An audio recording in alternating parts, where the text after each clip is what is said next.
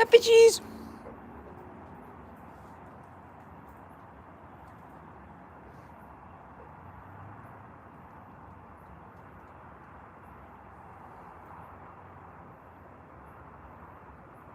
Let me know in the chat.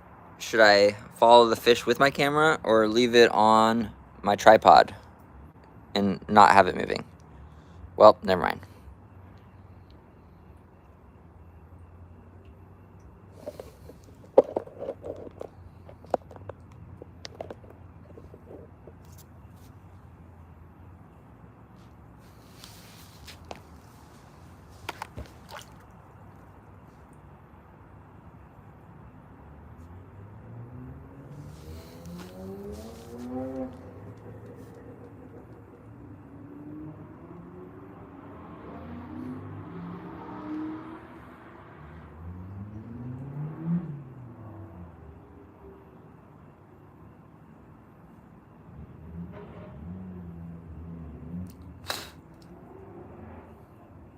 Fish.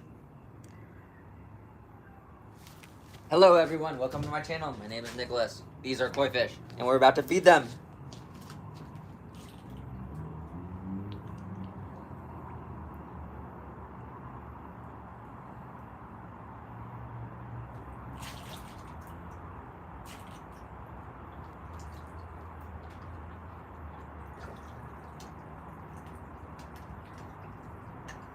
Here at my koi pond, I have lots of fish. They are very lovely and they like to eat a lot of fish food. Koi fish are my friends.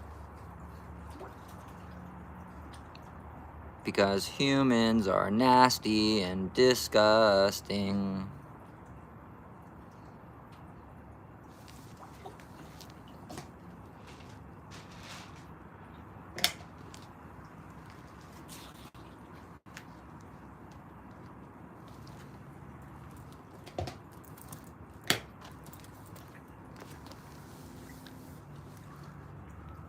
Thank you for the like. Let me know in the chat. Should I turn on the fountain? Oh, thank you for the subscription, Mason.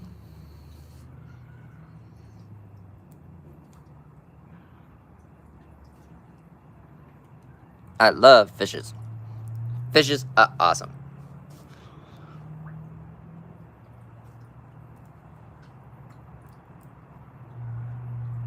Japanese koi are my friends. In Japan they have speed trains. In America we have slow trains run by stupid people in America because corporations control everything. Japan and China are living in the future. Mostly China. 3,000-year-old country almost, compared to 250 years. And they have started no wars at all, ever, in the last many, many hundred years. And we're lied to all the time on television to hate China. They tell us to hate the communists, but then we go to China and have all our stuff made there. 'Cause Americans are a bunch of hypocritical liars and thieves. Remember, everyone, if your employer doesn't pay you overtime, they're stealing from you and they deserve to go to jail. Okay, sorry for the rant. Have fun with the fish. Okay, I'll turn on the fountain.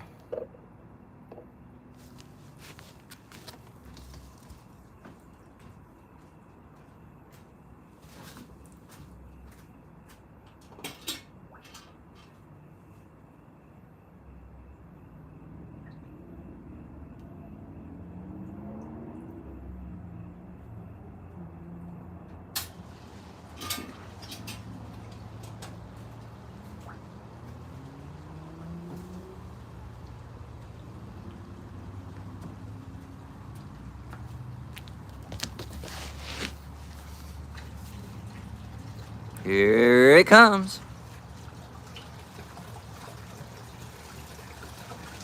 Thank you for the second like. Here comes the fountain.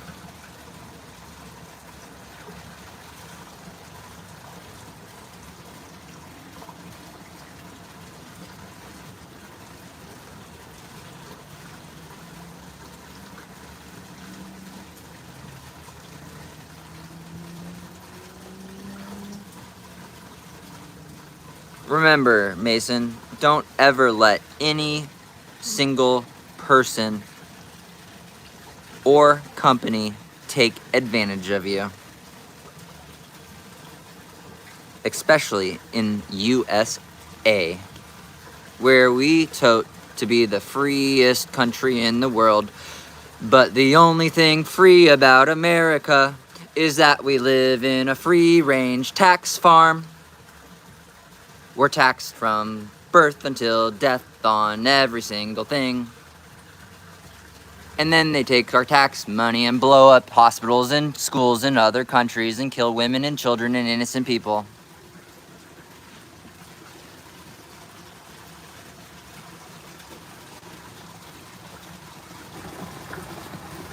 And just remember, everyone, Devil Dog in Martinez, California, they kill dogs and they don't care. And with that, enjoy the fish.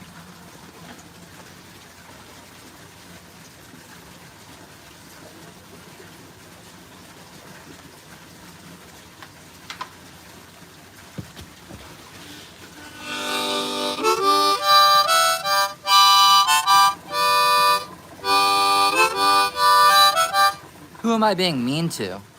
Exactly.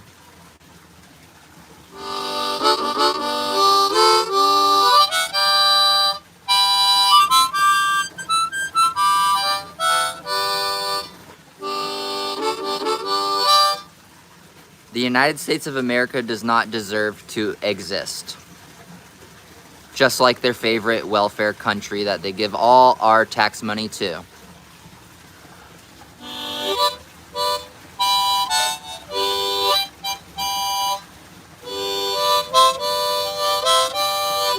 In the current form that is currently in.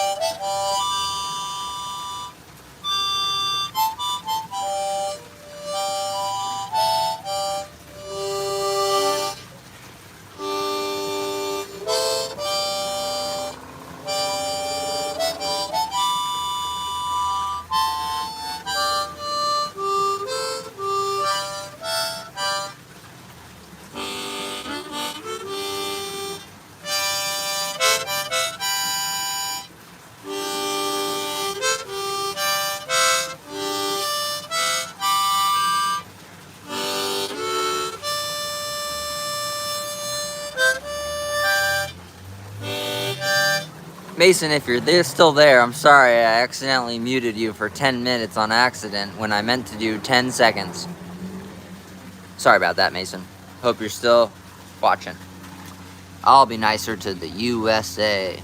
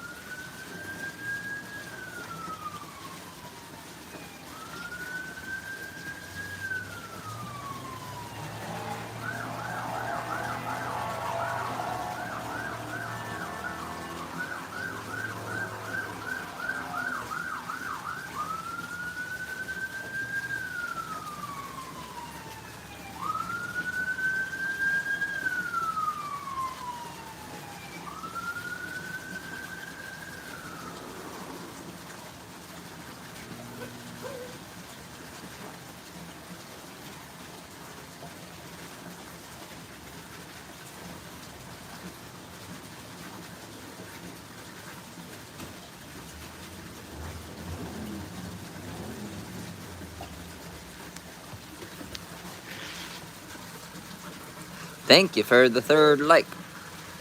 Hope you're having a good night, or a good afternoon, or a good morning, depending on where you're coming from in the world. Remember, shaka.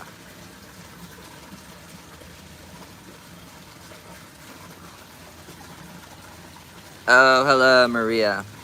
Yes. I'm glad you're having a good night, or a good afternoon, or a good morning, depending on where you're coming from in the world.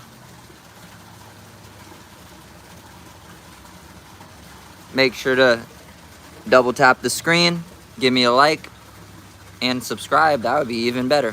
Thank you very much. But if you don't want to, that's okay too. I'm perfectly okay with you just watching my video and then watching another video.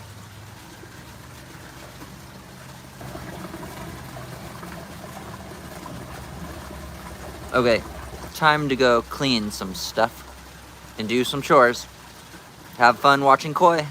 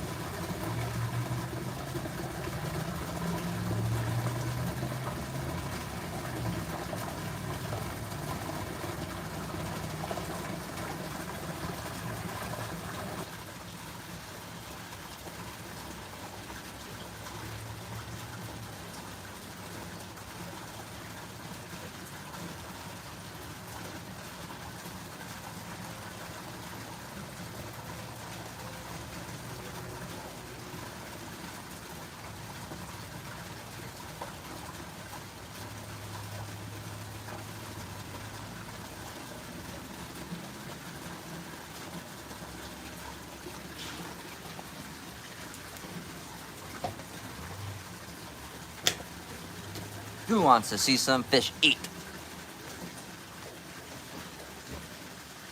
Oh yeah, here I am, your host, Nicholas. Hope you're having a good day. This is my koi pond, or someone's koi pond. But these fish aren't owned. We're just taking care of them. You can't own another living being with a soul. Only evil people think you can own living beings with souls.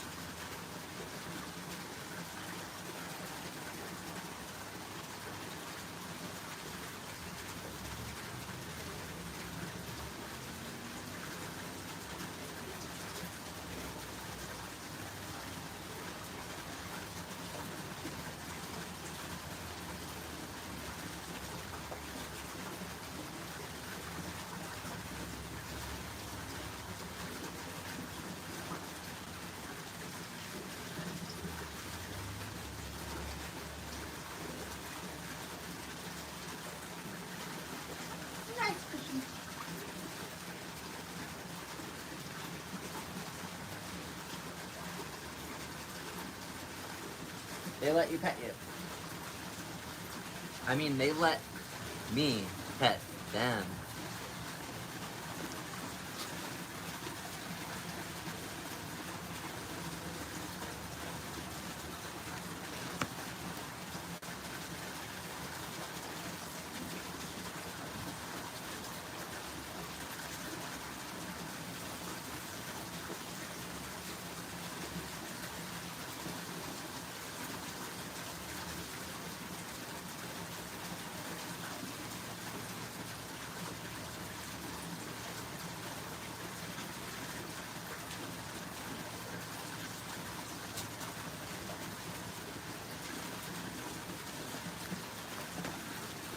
And here's a public service announcement. Public service announcement, PSA. If you're cooking with chili, don't touch your willy.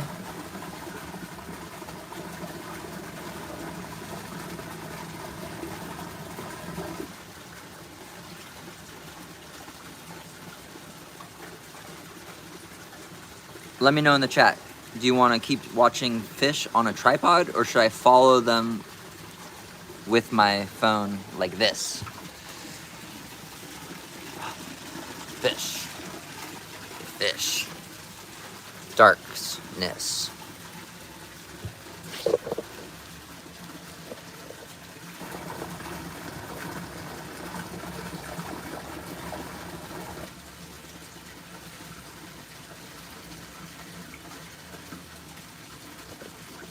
Has anyone ever seen a koi? This is what they do. Whee!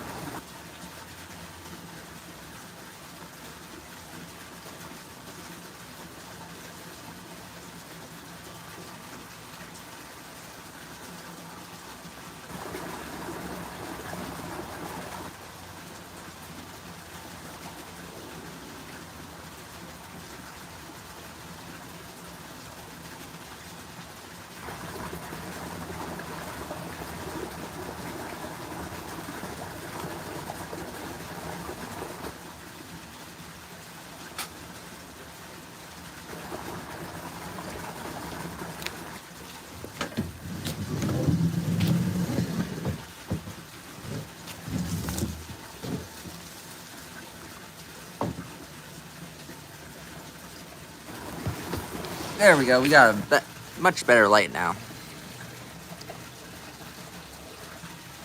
Okay, time to read from Zen and the Art of Motorcycle Maintenance, an inquiry into values by Robert M. Pirsig. Currently starting part 2, chapter 8. It's about 10 o'clock in the morning and I'm sitting alongside the machine on a cool, shady curbstone back of a hotel we have found in Miles City, Montana. Sylvia is with Chris at a laundromat doing the laundry for all of us. John is off looking for a duckbill to put on his helmet. He thought he saw one at a cycle shop when we came into town yesterday, and I'm about to sharpen up the engine a little. Feeling good now. We got in here in the afternoon and made up for a lot of sleep. It was a good thing we stopped. We were so stupid with exhaustion we didn't know how tired we were. When John tried to register rooms, he couldn't even remember my name. The desk girl asked us if we owned those groovy, dreamy motorcycles outside the window, and we both laughed so hard she wondered what she had said wrong. It was just a numbskull laughter from too much fatigue. We'd have been more than glad to leave them parked and walk for a change. And baths. In a beautiful old enameled cast iron bathtub that crouched on lion's paws in the middle of a marble floor, just waiting for us. The water was so soft it felt as if I would never get the soap off. Afterward, we walked up and down the main streets and felt like a family. ... On this machine, I've done the tuning so many times it's become a ritual. I don't have to think much about how to do it anymore. Just mainly look for anything unusual. The engine has picked up a noise that sounds like a loose tappet, but could be something worse. So I'm going to tune it now and see if it goes away. Tappet adjustment has to be done with the engine cold, which means wherever you park it for the night is where you work on it in the next morning, which is why I'm on a shady curbstone back of a hotel in Miles City, Montana. Right now the air is cool in the shade and will be for an hour or so until the sun goes down around the tree branches, which is good for working on cycles. It's important not to tune these machines in the direct sun or late in the day when your brain gets muddy, because even if you've been through it 100 times, you should be alert and looking for things.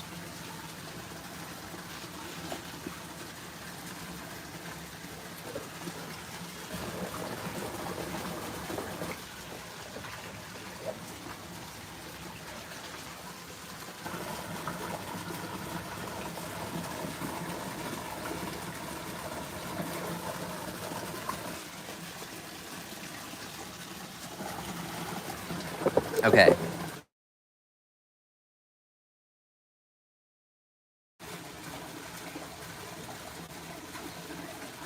Okay, guys, we're gonna go for 4 more minutes of reading, and then I'm gonna log off.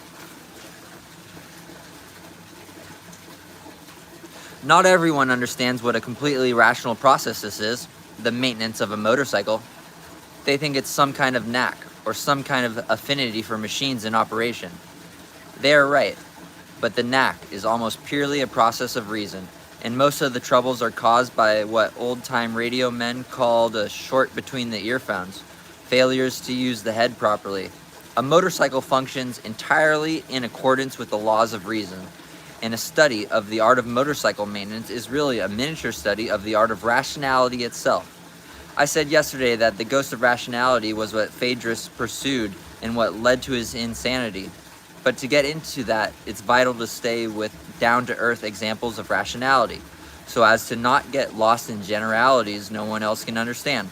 Talk about rationality can get very confusing unless the things with which rationality deals with are also included. We are at the classic romantic barrier now, where on one side we see a cycle as it appears immediately, and this is an important way of seeing it. And where on the other side we can begin to see it as a mechanic does in terms of underlying form. And this is an important way of seeing things too. These tools, for example, this wrench, has a certain romantic beauty to it, but its purpose is always purely classical. It's designed to change the underlying form of the machine. The porcelain inside this first plug is very dark. That is classically as well as romantically ugly because it means the cylinder is getting too much gas and not enough air. The carbon molecules in the gasoline aren't finding enough oxygen to combine with, and they're just sitting here loading up the plug. Coming into town yesterday, the idle was loping a little, which is a symptom of the same thing. Just to see if it's just one cylinder that's rich, I check the other one. They're both the same. I get out a pocket knife, grab a stick lying in the gutter, and whittle down the end to clean out the plugs, wondering what could be the cause of the richness. That wouldn't have anything to do with rods or valves, and carbs rarely go out of adjustment. The main jets are oversized, which causes richness at high speeds, but the plugs were a lot cleaner than this before with the same jets. Mystery. You're always surrounded by them. But if you try to solve them all, you'd never get the machine fixed. There's no immediate answer, so I just leave it as a hanging question.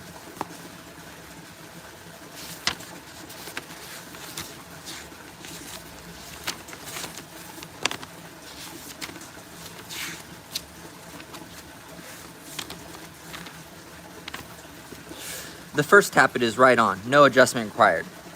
So I move on to the next. Still plenty of time before the sun gets past those trees.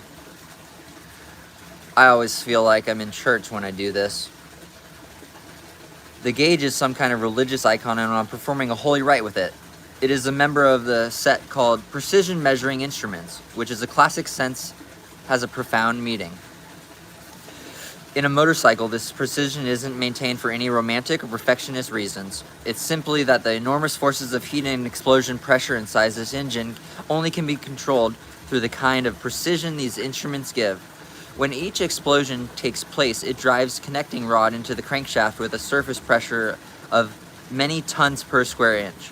If the fit of the rod to the crankshaft is precise, the explosion force will be transferred smoothly and the metal will be able to stand it. But if the fit is loose, by a distance of only a few thousandths of an inch, the force will be delivered suddenly, like a hammer blow, and the rod bearing and crankshaft surface will soon be pounded flat, creating a noise which at first sounds a lot like loose tappets. That's the reason I'm checking it now. If it is a loose rod and I try to make it to the mountains without an overhaul, it will soon get louder and louder until the rod tears itself free, slams into the spinning crankshaft, and destroys the engine. Sometimes broken rods will pile right down through the crankcase and dump all the oil into the road. All you can do then is start walking. But all this can be prevented by a few thousandths of an inch fit, which precision measuring instruments give. And this is their classical beauty. Not what you see, but what they mean. What they are capable of in terms of control of underlying form. The second tappet's fine. I swing over the street side of the machine and start on the other cylinder. Precision instruments are designed to achieve an idea, dimensional precision, whose perfection is impossible. There is no perfectly shaped part of the motorcycle and never will be. And when you come as close as these instruments take you, remarkable things happen. And you go flying across the countryside under a power that would be called magic if it were not so completely rational in every way. It's the understanding of the rational intellectual idea that's fundamental. John looks at the motorcycle and he sees steel in various shapes and has negative feelings about these steel shapes and turns off the whole thing. I look at the shapes of the steel now and I see ideas. He thinks I'm working on parts. I'm working on concepts. I was talking about these concepts yesterday when I said that a motorcycle can be divided according to its components, according to its functions, and according to its functions, I meant. When I said that, suddenly I created a set of boxes with the following arrangement. Motorcycle goes into components and functions. And when I said the components may be subdivided into a power assembly. Hello, Luna! She likes fish too. She likes to eat fish. But she doesn't understand the concept of eating a human, well, not eating a human, eating a soul. These fish are living beings and they each have souls.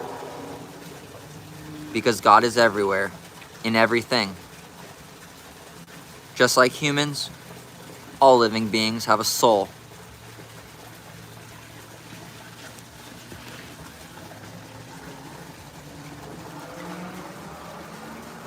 And when I said components may be subdivided into a power assembly and running assembly, suddenly appear some more little boxes. Motorcycle goes into components and functions, but then components is going into power assembly and running assembly.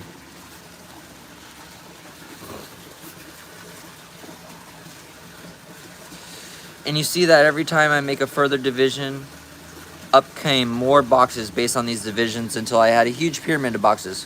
Finally, see that while I was splitting the cycle up into finer and finer pieces, I was also building a structure.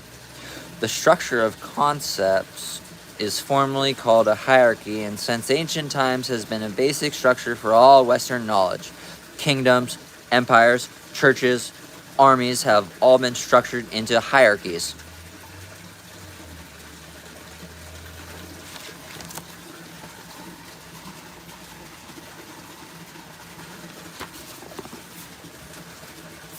And with that, no one is watching.